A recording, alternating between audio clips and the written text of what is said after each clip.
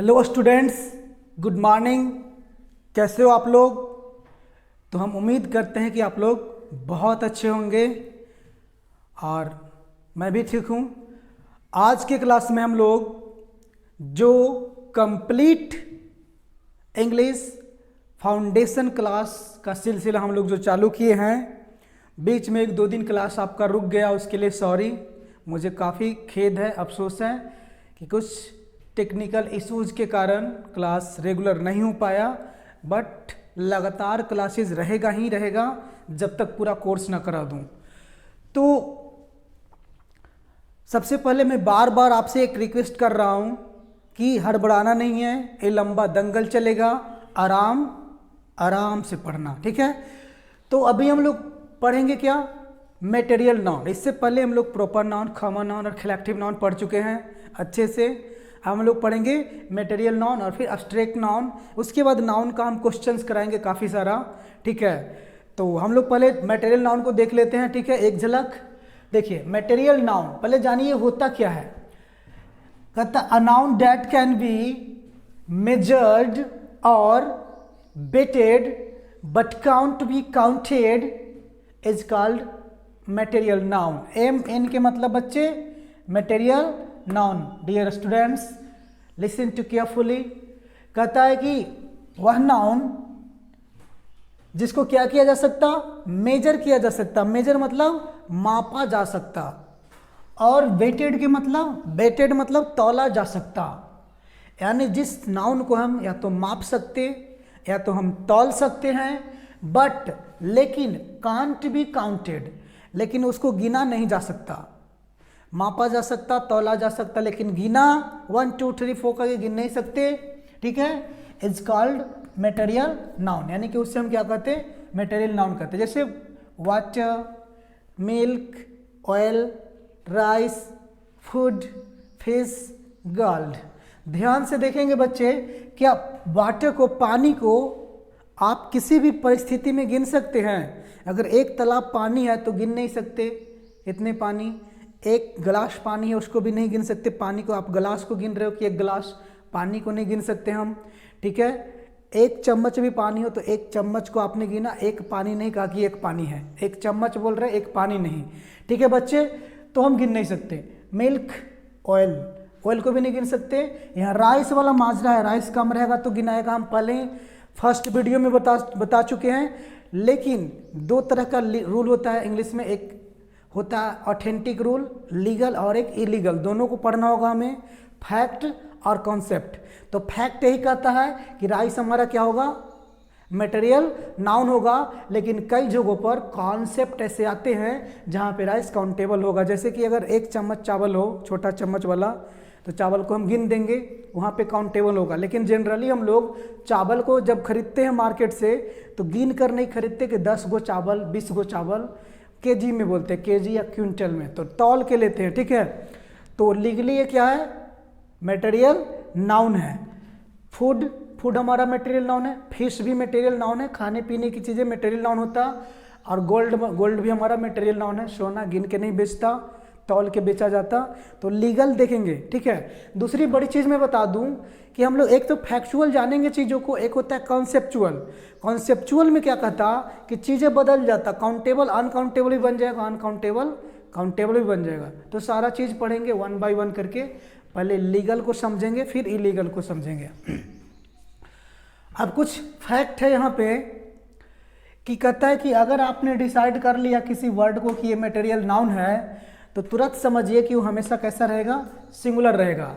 अगर फिश हमारा material noun है तो फिश किसी भी परिस्थिति में फिशेज नहीं होगा। कभी फिश के साथ हम आर का प्रयोग नहीं कर पाएंगे। क्यों? क्योंकि यहाँ पे एक कॉन्सेप्ट आ गया कि फिश क्या होता, सिंगुलर होता, हमेशा ऑलवेज सिंगुलर होता। फिश बोले तो कोई भी मटेरियल नाउन हमेशा क्या होता, सिंगुलर होता माय ब्रदर।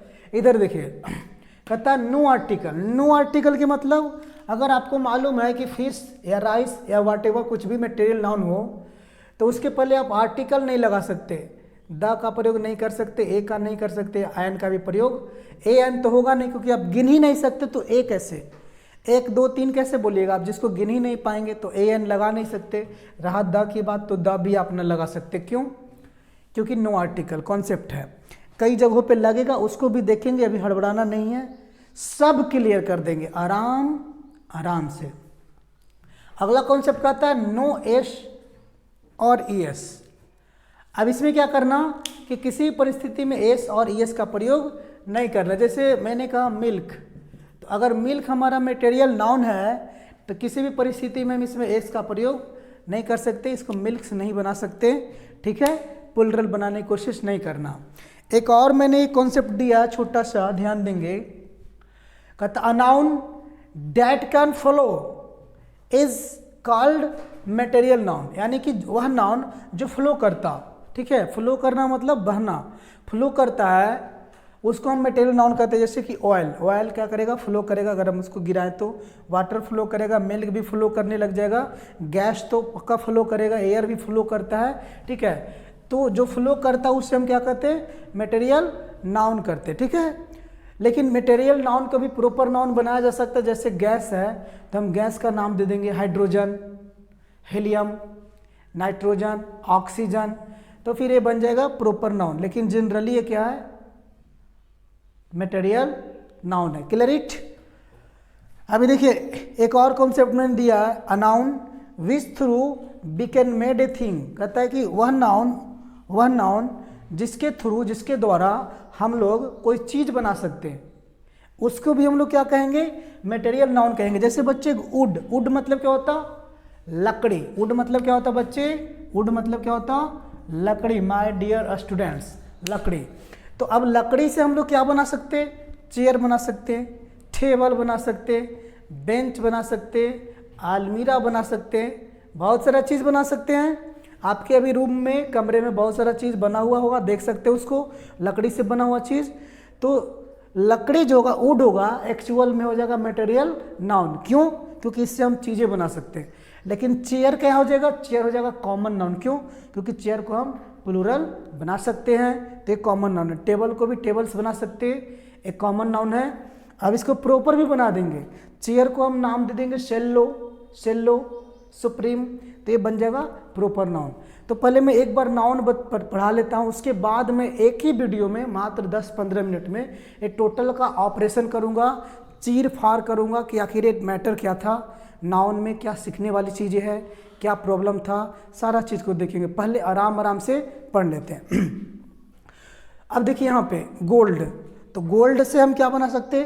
चेन बना सकते, रिंग बना सकते हैं, अंगूठी बोले तो, नेकलेस बना सकते, एंकलेट, पायल, बहुत सारा चीज़ें बन सकता है गोल्ड से। तो जिससे हम कोई चीज़ बना सकते वो भी क्या होता? मटेरियल नाउन होता।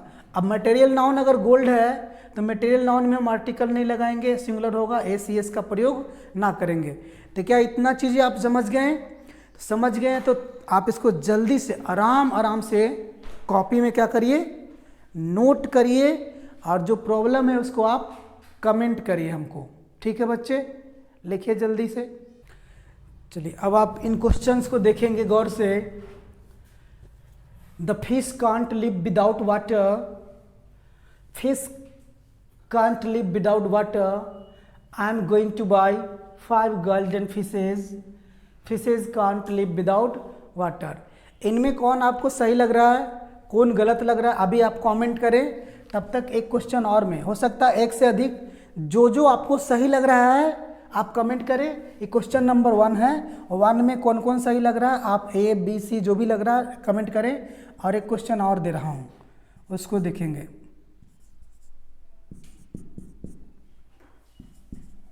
तब तक किसको आप बनाएंगे?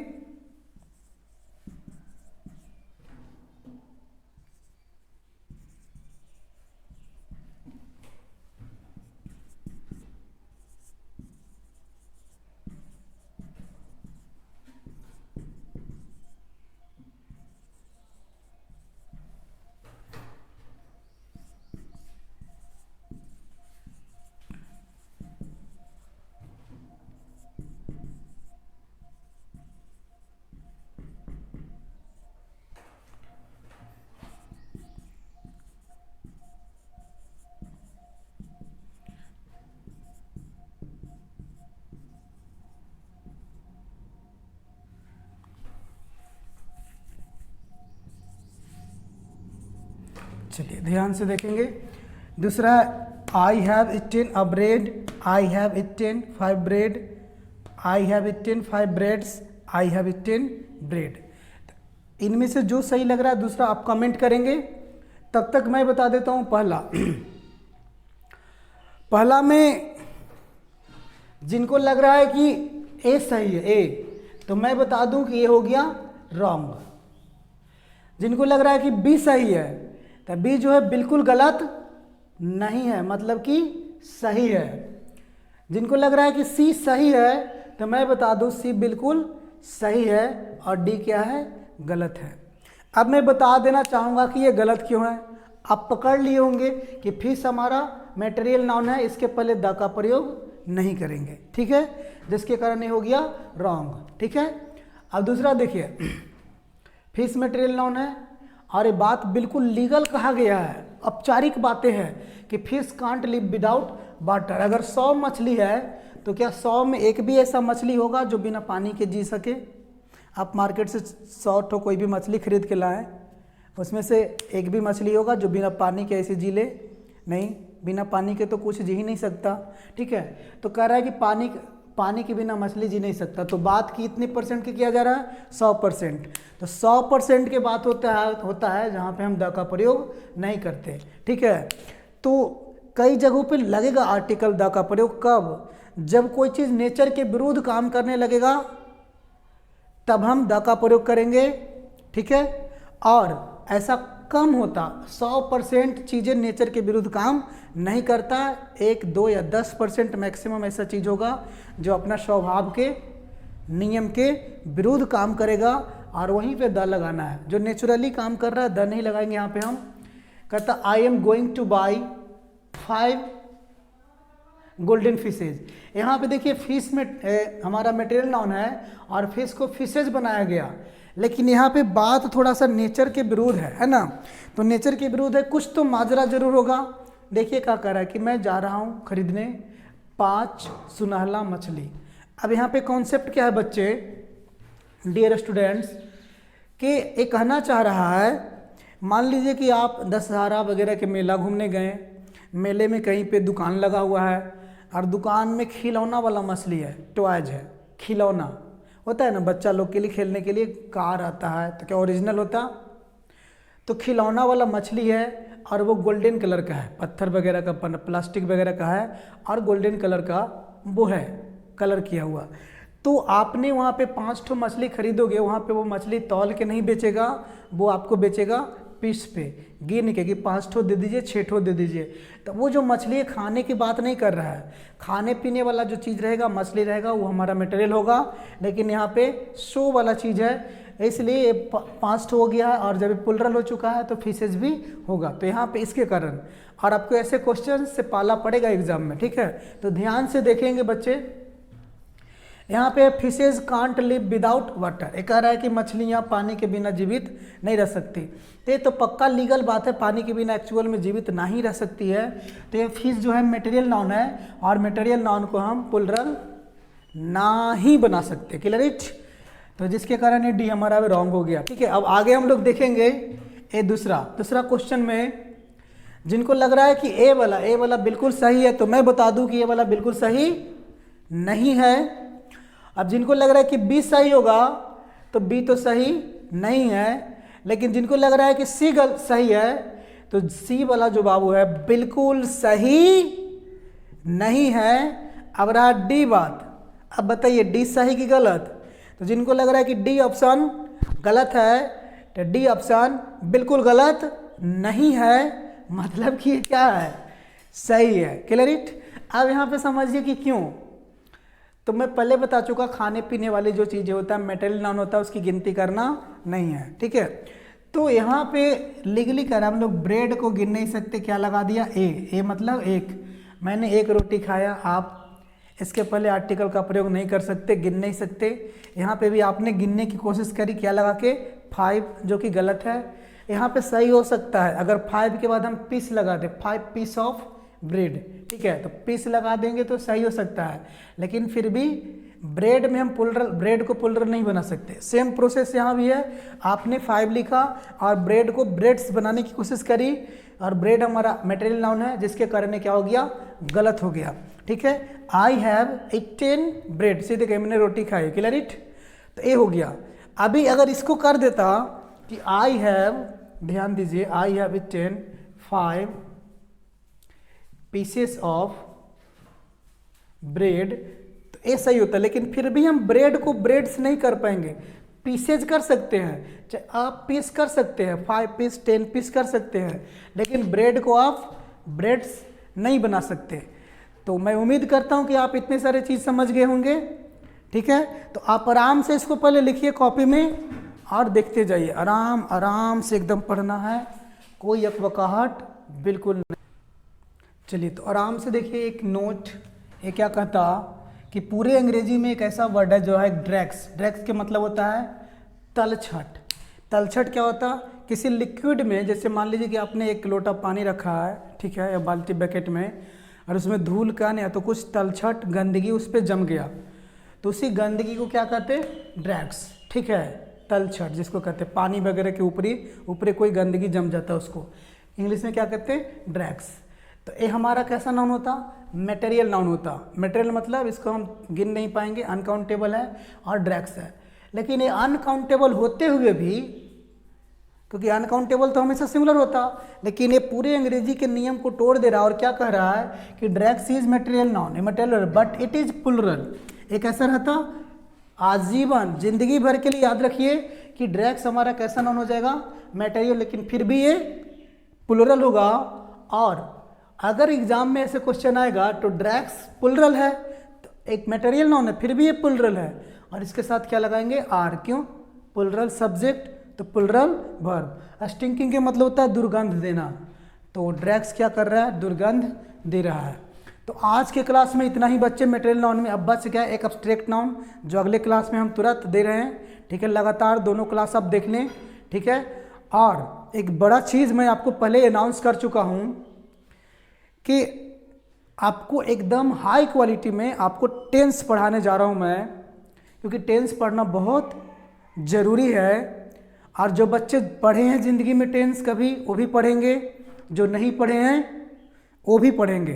क्यों, क्योंकि टेंस को अगर आप ठीक से पूरा नहीं समझोगे तो आपको PQRS जो देगा क्वेश्चन बनाने के लिए, सेंटेंस अरेंजमेंट बनाने के लिए, पैसेज बनाने के लिए, क्लोज टेस्ट बनाने के लिए, बहुत सारे जो बड़े बड़े क्वेश्चन होगा, आप उसको अर्थ ही नहीं समझ पाएंगे ठीक से, भाव ही नहीं समझ पाएंगे, सेंस को नहीं समझ पाएंगे, तो आपको वो सब चीज़ें बनाने में क्या होगा, काफ़ी मुश्किल होगा। लेकिन अगर आप अच्छे से टेंस पढ़ेंगे हाई क्वालिटी में, तो आप कुछ भी इंग्लिश में लिखा रहेगा उसको आप समझेंगे, और जब आप उसको समझेंगे तो आराम से उसको एरर को, खामियों को, उसके समस्याओं को समझ पाएंगे, और जब समझ पाएंगे तो अच्छे से बना पाएंगे, उसको चयन कर लेंगे क्या गलत है क्या सही है। तो इसके बाद हम लोग पढ़ेंगे नाउन के बाद नंबर, पर्सन, जेंडर। तो एक तरफ वो ही चलता रहेगा और एक तरफ बच्चे आपको मैं लेके चलूँगा टेंस। ठीक है, तो आराम से पढ़ेंगे। अब आपसे यही बोलेंगे लास्ट में, थैंक्स फॉर वॉचिंग। अगर ये वीडियो आपको अच्छा लगा हो तो आप इसको लाइक कर दीजिए, कमेंट में यस लिखिए, अगर आपको अच्छा लगा हो तो कमेंट में लिखिए यस। और अगर आप चैनल को अभी तक सब्सक्राइब नहीं किए हैं तो जल्दी से सब्सक्राइब कर लीजिए, ताकि आगे जो ही मैं वीडियो डालूं त्यों ही आपके पास वो आसानी से पहुंच जाए। ठीक है, thanks once again, thank you for watching. Okay, love you, miss you, wish you all the best, bye bye.